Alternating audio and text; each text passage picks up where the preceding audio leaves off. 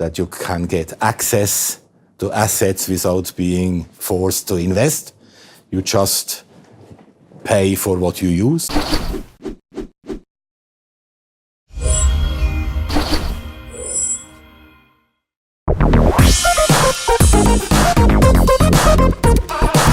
René, welcome back for our third interview in our four-part series. It's a pleasure to have you here. First up, how are you? I'm still fine. Thank you for having me. Yeah, you're welcome. So last time we talked about digital transformation. This time we're going to look at the sharing economy. So just to start off with, what is the sharing economy? That's a good question. Sharing economy is one of those umbrella terms used since years in different contexts. But in fact, sharing economy means a community of people sharing products, services, or various assets between them. Mm-hmm. What is important to know is that the concept of sharing is an old one. I mean, even in the 19th or 18th century, people already shared assets, mostly driven by scarcity, which were in those times a daily fact. But I think you can look at the sharing economy from two perspectives. The first is, let's say, an altruistic one. This is sharing with an important social and ecological component.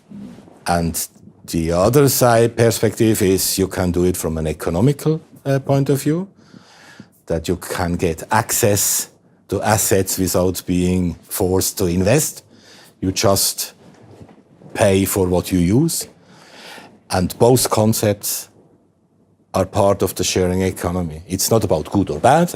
It's just important to become aware that sharing is not only the socializing part, which is important, but it's also an interesting business opportunity. So to link this to the two previous interviews we did, how is the sharing economy and digital transformation linked and related? I think it's linked essentially through two parts. First is the technology, because you can imagine that internet, big data, and all those technological capabilities make sharing as process much easier than before. And secondly, I think this has also to do with the behavioral changes which happened since digital transformation has changed. We have complete new set, in quote, of people which would like to have access to things without being forced to buy them. Yeah. And I think Uber and Airbnb played a huge role by showing that you can, in the example of Airbnb, take an accommodation process and solve it completely different than hospitality did it before. And this changed a lot. And what I think is the effect out of it is, given these technical capabilities, you can provide now access to assets to a large part of people or consumer segments which were not able to afford it before, because the prices are cheaper than they were in some cases before.